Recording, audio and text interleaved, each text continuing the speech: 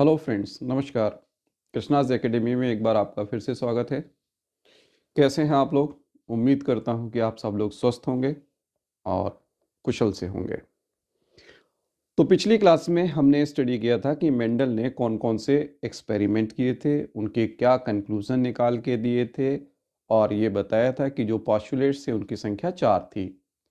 आज हम पढ़ेंगे कि जैसे कि हमने आपसे कहा था कि मेंडल ने कोई भी लॉ नहीं दिया था, उसके एक्सपेरिमेंट्स के रिजल्ट को जो है वो कंपाइल किया किसने? कार्ल कॉरेंस ने। इनको आज हम उनके ऑनर में मेंडल्स के नियम कहते हैं। वैसे इसके बहुत सारे नाम हैं, आनुवांशिकता के नियम या वंशानुगति के नियम या मेंडल के नियम, ये सब इसी को नाम दिए जाते हैं। तो आप देखें क्या क्या इसके अंदर हमें देखना है। तो तीनों जो लॉ हैं उनके बारे में डिस्क्राइब करना है जो आजकल हम पढ़ते हैं। देखिए, सबसे पहले आपको बताया था कि मेंडल के द्वारा दी गई अवधारणा के आधार पर कार्ल कॉरेंस ने आनुवांशिकता के नियमों का प्रतिपादन किया, जिन्हें मेंडल का नियम कहा जाता है। जो अभी मैंने आपको इंट्रो में बताया था, बिल्कुल वही चीज़ यहाँ पर लिखी हुई है मैंने, कि मेंडल ने कोई लॉ नहीं दिए थे, लेकिन बाद में इसको कंपाइल किया गया। किसके थ्रू कंपाइल किया गया? कार्ल कॉरेंस के। और उसने एक्चुअल में 3 लॉ नहीं दिए थे, बल्कि 2 ही लॉ दिए हैं। इसीलिए आगे हम पढ़ेंगे कि लॉ ऑफ सेग्रीगेशन या पृथक्करण के नियम को हम नाम देते हैं एक पृथक्करण के नियम को हम नाम देते हैं मेंडल का प्रथम नियम, और स्वतंत्र अवरोहन के नियम को हम नाम देंगे मेंडल का द्वितीय नियम। क्योंकि ये 2 लॉ कंक्लूड किए थे, बाद में प्रभावशीलता का नियम इसके अंदर जोड़ा गया है, क्योंकि सभी के अंदर ये सही पाया जा रहा था। तो अब देखते हैं कि मेंडल के द्वारा जितने भी कार्य किया गया उसको कन्वर्ट किया गया है मॉडर्न टाइम में 3 नियमों के रूप में। कौन कौन से 3 नियम हैं? देखें, पहला है प्रभाविकता का नियम, या जिसको हम कहेंगे लॉ ऑफ डोमिनेंस। दूसरा कहलाता है पृथक्करण का नियम, जिसको हम नाम देते हैं लॉ ऑफ सेग्रीगेशन। और तीसरा कहलाता है स्वतंत्र अपव्ययन का नियम, या जिसको हम नाम देते हैं लॉ ऑफ इंडिपेंडेंट असॉर्टमेंट। अब जैसे मेंडल ने जनरली 2 मेन एक्सपेरिमेंट किए हैं जिनके बारे में हम पढ़ते हैं। एक कहलाता है 1 जीन और दूसरा कहलाता है 2 जीन, यानी कि मोनोहाइब्रिड क्रॉस या dihybrid cross. Monohybrid cross का मतलब एक गुण संकरण, डाई हाइब्रिड का मतलब 2 गुण संकरण। तो देखें यहाँ पर जो प्रभाविकता का नियम है एवं पृथक्करण का जो नियम है वो एक गुण प्रसंकरण के निष्कर्ष पर आधारित है, जबकि स्वतंत्र अपवहन का जो नियम है वो द्विगुण संकरण पर आधारित है। ये पूछा जाता है तो इसको ध्यान में रखेंगे। बाद में ये भी पता चला कि जो द्विगुण प्रसंकरण है वहां पर भी F1 जनरेशन के लिए प्रभाविकता नियम सामान्यतः लागू होता है। तो अब एक एक करके इनको डिस्क्राइब करते हैं। तो पहला नियम है प्रभाविकता का नियम, या जिसको हम कहते हैं लॉ ऑफ डोमिनेंस। क्या कहता है ये? इसको शुरू में लॉ ऑफ पेयर्ड फैक्टर भी कहा गया। तो इसमें क्या क्या चीजें हैं उसको देखें। मेंडल ने बताया था, जो अप्रूव हो चुका है, कि प्रत्येक लक्षण एक कारक के द्वारा नियंत्रित होता है तथा प्रत्येक जीव में कारकों का एक युग्म पाया जाता है। पिछली क्लास में हमने पढ़ा था तो आपसे कहा था लंबे और बौने पौधे के बीच क्रॉस कराया, तो कैपिटल टी हमने लिया था लंबे के लिए, स्मॉल टी लिया था बौने के लिए। लेकिन ये बताया था शुद्ध लंबा होगा उसके अंदर कैपिटल टी प्रेजेंट होगा, जो शुद्ध बौना होगा उसके अंदर स्मॉल टी होगा। और अगर संकर लाल या हाइब्रिड बनेगा तो कैपिटल टी और स्मॉल टी दोनों प्रेजेंट होंगे। तो कारक तो हो गए हमारे सामने, लेकिन हर एक के अंदर ये जोड़े के रूप में या युग्म के रूप में या पेयर के रूप में पाया जाता है। क्लियर हुआ? नेक्स्ट वन क्या बताया गया? जीव में दोनों युग में पाए जाने वाले दोनों कारक समान प्रकार के भी हो सकते हैं अथवा विषम प्रकार के भी हो सकते हैं। अगर समान प्रकार के हैं तो उसको समयुग्मनजी या होमोजाइगस कहेंगे, और अगर अलग अलग हैं विषम प्रकार के हैं तो उसको विषम युग्मनजी या हेट्रोजाइगस या हाइब्रिड कहेंगे। अब यहां पर यह माना गया कि अगर दोनों शुद्ध हैं तब तो एक ही प्रकार के कारक हैं जैसे ये, लेकिन अगर ये हेट्रोजाइगस कंडीशन प्रेजेंट है तो यहां पर क्या होगा इसको देखें। अगर ये है तो ये आपको हमेशा लंबे ही पौधे मिलेंगे, ठीक है, और यहां कैसा मिलेगा? बौने पौधे मिलेंगे, कोई इफेक्ट बट नहीं है। लेकिन यहां पर हमें लंबे पौधे मिलते हैं जबकि दोनों प्रकार के कारक प्रेजेंट हैं। तो यहां पर क्या बताया गया? यहां ये बताया गया जब 2 विषम प्रकार के कारक प्रेजेंट होंगे तो एक कारक अपने आप को प्रकट करेगा और दूसरा कारक अपने आप को प्रकट नहीं करेगा। तो यही चीज नेक्स्ट पॉइंट में है, विषम युग्मनजीय अवस्था में केवल एक ही कारक स्वयं को प्रदर्शित कर सकता है, ठीक है, या करता है, इसे प्रभावी कारक कहते हैं, तथा दूसरा कारक जो स्वयं को प्रदर्शित नहीं कर पाता इसे अप्रभावी कारक कहते हैं। इसीलिए इस नियम को प्रभाविकता का नियम कहते हैं, मतलब प्रभावी लक्षण स्वयं को प्रकट करेगा, अप्रभावी अपने आप को प्रकट नहीं कर पाएगा। क्लियर हुआ? दूसरा क्या है, जैसे उदाहरण के लिए लें तो आपको बताया लंबे और बौने पुष्प का क्रॉस कराया तो हमें केवल लंबे ही पौधे मिलते हैं। ऐसे दूसरे एग्जाम्पल ले लें, लाल और सफेद पुष्प के मध्य क्रॉस कराएं तो हमें केवल लाल पौधे पुष्प वाले पौधे ही प्राप्त होते हैं। ये हमने यहाँ पर डायग्रामेटिक रिप्रेजेंटेशन भी दिया। क्या है देखो, पहले वाले में ये शुद्ध लंबे हैं और ये शुद्ध बौने हैं। ये कौन सी है, पेरेंटल जनरेशन या पितर पीढ़ी है। इनके बीच में हमने क्या कराया, संकरण कराया। तो संकरण के लिए इसके अंदर कैपिटल टी वाला गैमीट बना, इसके अंदर क्या बना, स्मॉल टी वाला बना। मतलब आपको बताया था अलग अलग हो जाते हैं, यही अभी पृथक्करण के नियम में भी आएगा। और जब इसके बीच में संलयन हुआ या निषेचन हुआ तो जो नया पौधा बना उसका जो जीनोटाइप है या जीन प्रारूप है वो कैपिटल टी स्मॉल टी है, लेकिन देखने में लंबा है। तो एक ने अपने आप को प्रदर्शित किया, दूसरे ने नहीं किया। किसमें, प्रथम पुत्री पीढ़ी में। या जब भी ये हेटेरोजाइगस होंगे, विषम युग्मी होंगे, सभी के अंदर ऐसा ही होगा। दूसरा एग्जाम्पल मैंने लिए लाल पुष्प वाले पौधे और सफेद वाले। यहाँ कैपिटल आर बना, यहाँ स्मॉल आर गैमीट बना, यहाँ capital R small R hybrid बना, और ये पुष्प सारे कैसे होंगे, लाल होंगे। अब यहाँ पर जैसे हम कह रहे हैं कि हमेशा ऐसा नहीं होता, बहुत सारे एक्सपेरिमेंट बाद में साइंटिस्ट ने किए हैं। इवन कार्ल कॉरेंस ने भी एक्सपेरिमेंट करके ये बताया कि ये नियम पूरी तरीके से सत्य नहीं है। जब हम पढ़ेंगे इनकम्प्लीट डोमिनेंस तब उसके अंदर ये आएगा। इसीलिए कहा जाता है जब इसके अबाध हैं तो ये नियम जो है वो सार्वभौमिक यानी कि यूनिवर्सल नहीं है, या सर्वत्र लागू नहीं होता है, या इसके बहुत सारे अपवाद होते हैं। क्लियर हो गया सभी को ये? ओके। जो लोग ने आज पहली बार इसको देख रहे हैं उनसे मेरी रिक्वेस्ट यही है कि आप इस चैनल को सब्सक्राइब करें और पिछले जो इनके हमने क्लासेस ली हैं उनके भी नोट्स को जो है पढ़ें, उनके लेक्चर्स को देखें, और ये चीज़ें आपको और अच्छी तरीके से समझ में आएंगी। नेक्स्ट वन, अगला जो नियम आता है वो है पृथक्करण का नियम, या जिसको कहते हैं लॉ ऑफ सेग्रीगेशन, या इसी को आपको बताया, इसको कहते हैं मेंडल का प्रथम नियम। ओके, जो मेन कंक्लूजन था उसके ऊपर यहां पर आते हैं। जो उसने बताया, उसने क्या बताया कि युग्मक निर्माण के समय प्रत्येक लक्षण के लिए उत्तरदायी दोनों कारक समजात गुणसूत्र से पृथक होने के कारण पृथक हो जाते हैं। क्या है, यह आज का भाषा जोड़ के है इसके अंदर। जैसे आपको पता है ये क्रोमोसोम है, दूसरा क्रोमोसोम ये है, तो समजात गुणसूत्र हुआ इसका। तो अगर इस पर एक जीन प्रेजेंट है लंबाई का, तो इस पर भी जो है लंबाई का एक जीन प्रेजेंट होगा। ये कैपिटल टी कैपिटल भी हो सकते हैं और स्मॉल टी भी हो सकते हैं, कैपिटल टी स्मॉल टी भी हो सकते हैं। जैसे F1 में जब हमें मिले तो यहाँ पर क्या होगा, ये कैपिटल टी और ये स्मॉल टी होगा।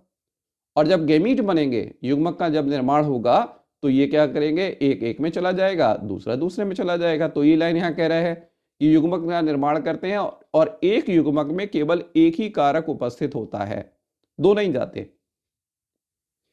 फिर क्या बताया कि अगर हम कहें ये ऐसी कंडीशन थी हेटेरोजाइगस में, तो ये केवल लंबेपन को शो कर रहा था, स्मॉल टी इसमें कुछ नहीं कर पा रहा था।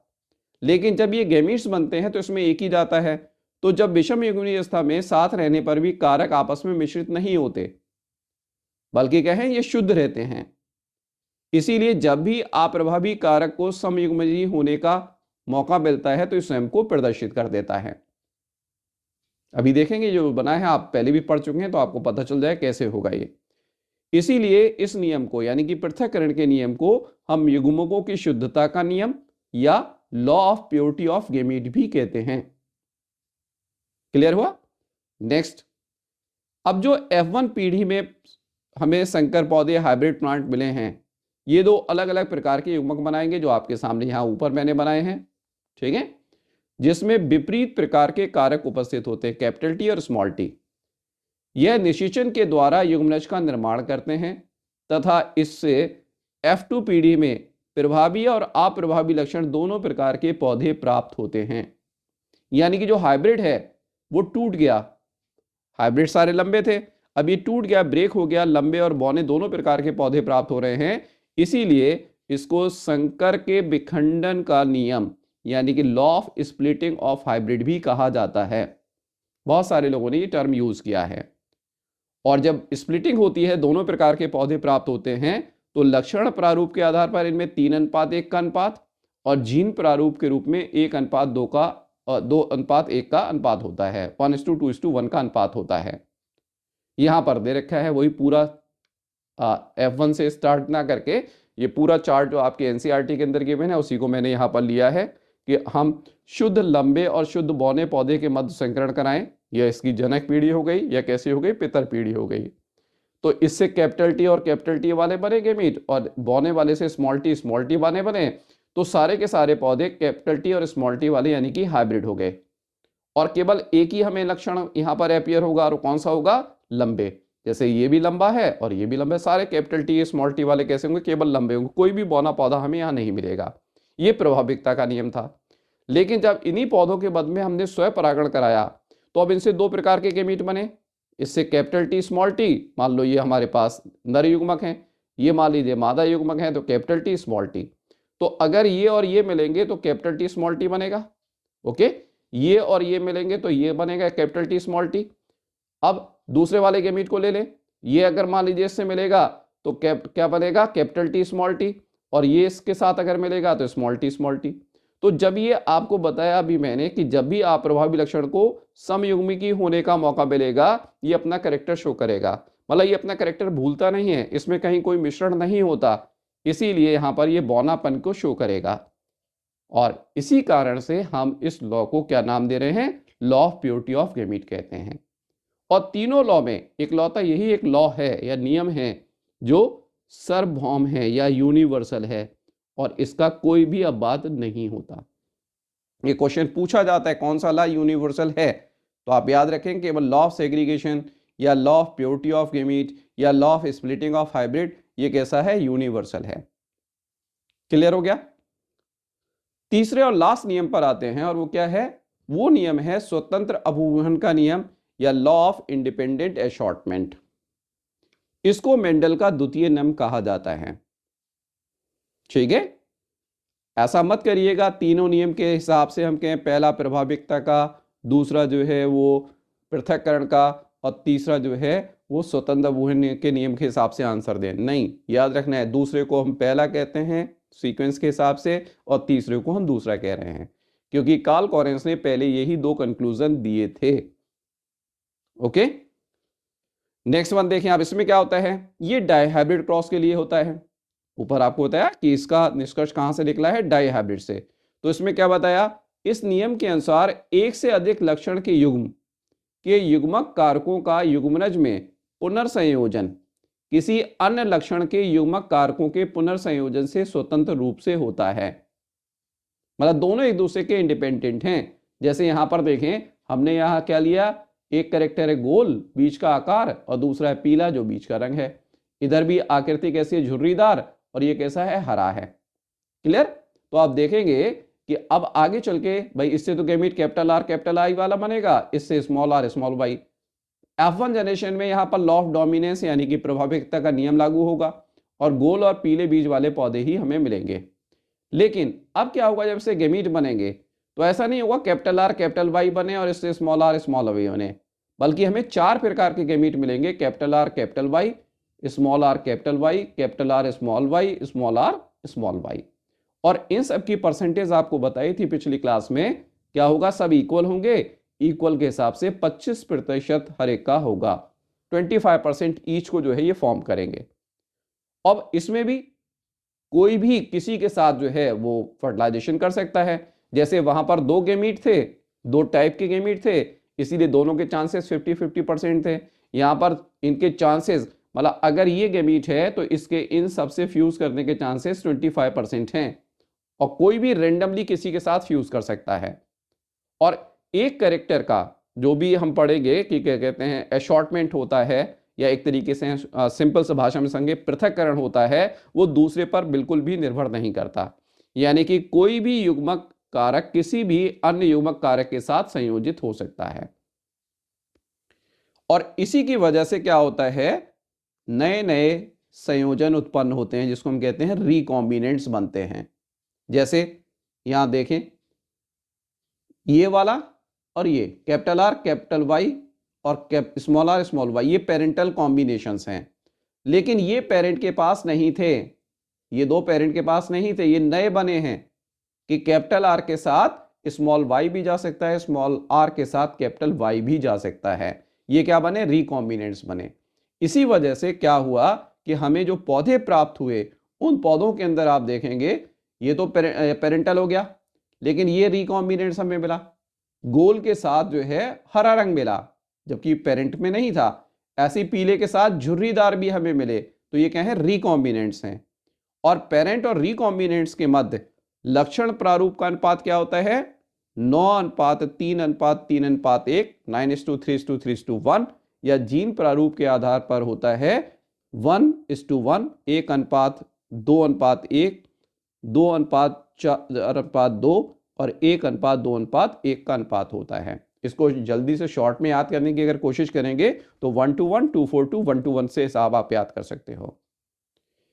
इस नियम के भी बहुत सारे अपवाद हैं, ठीक है, तो इसीलिए ये नियम भी सर्वत्र लागू नहीं होता, यानी कि सार्वभौमिक यानी कि यूनिवर्सल नहीं है। इसके भी बहुत सारे अपवाद हैं जो कि हम नेक्स्ट क्लासेस के अंदर पढ़ेंगे। तो ये हमारा कंपाइल हुआ मेंडल के नियम या आनुवंशिकता के नियम, लॉज ऑफ हेरिडिटी। क्लियर है सभी को? कहीं कोई डाउट है तो आप मुझे बताएं, कमेंट में लिखें कि हमें इसको आप दोबारा से एक्सप्लेन करें, तो मैं आपको दोबारा से भी इसको एक्सप्लेन करूंगा, क्योंकि हर एग्जाम के हिसाब से ये बहुत ही इंपॉर्टेंट है। जो स्कूल में आपके एग्जाम होते हैं, बोर्ड एग्जाम होते हैं, उनके लिए ये पूछे जाते हैं। इवन 10th क्लास के अंदर भी ये वाला पार्ट सबसे ज़्यादा इंपॉर्टेंट है। ओके, ऐसे ही आपके बोर्ड एग्जाम के अंदर भी ये पूछे जाते हैं कौन से एक नियम है, किसी को आप मतलब कह सकते हैं पूरा डिस्क्राइब कीजिए, या फ्लो चार्ट के हिसाब से आप दो ही मतलब स्वतंत्र अभ्यूहन के नियम को समझाइए, कोई भी तरीके का क्वेश्चन। तो इसमें हर पार्ट जो है इंपॉर्टेंट है। तो आज इतना ही रखते हैं। अगली क्लास के अंदर जो हम पढ़ेंगे वो आएंगे मेंडल के नियम के बाद जो और साइंटिस्ट ने काम किए हैं, उन्होंने बहुत सारे अपवाद खोजे जहां पर मेंडल के लॉ पूरी तरीके से लागू नहीं होते, 1 जीन इनहेरिटेंस में भी, 2 जीन इनहेरिटेंस में भी, जिसमें आप जानते हो बहुत सारी चीज़ें आपकी बुक के अंदर डिस्क्राइब्ड है, एक एक करके अंदर उसको देखेंगे। जैसे आप पढ़ते हो अपूर्ण प्रभाविता, या आप पढ़ते हो सह प्रभाविता, या आप पढ़ते हो प्लियोट्रॉफी, मल्टीपल एलेरिज्म, या आप पढ़ोगे कॉम्प्लीमेंट्री जीन इफेक्ट। ये सारी चीज़ें आगे चल के हम पढ़ेंगे। तो आज इतना ही रखते हैं। थैंक यू, धन्यवाद। और हाँ, आपको फिर यही कहना चाहूँगा कि जो हमारे नए व्यूअर्स हैं, जो उन्होंने पहली बार इसको देख रहे हैं, आप इसको सब्सक्राइब करें, लाइक करें और शेयर करें। और पुराने भी सारे जो सब्सक्राइब कर चुके हैं उनसे फिर रिक्वेस्ट है ज़्यादा से ज़्यादा लोगों को ये शेयर करें, जिससे कि वो भी इस तरीके की जो कोई भी दिक्कत अगर उनको आती है टॉपिक को समझने में, तो इससे वो हेल्प ले सकते हैं। धन्यवाद, थैंक यू।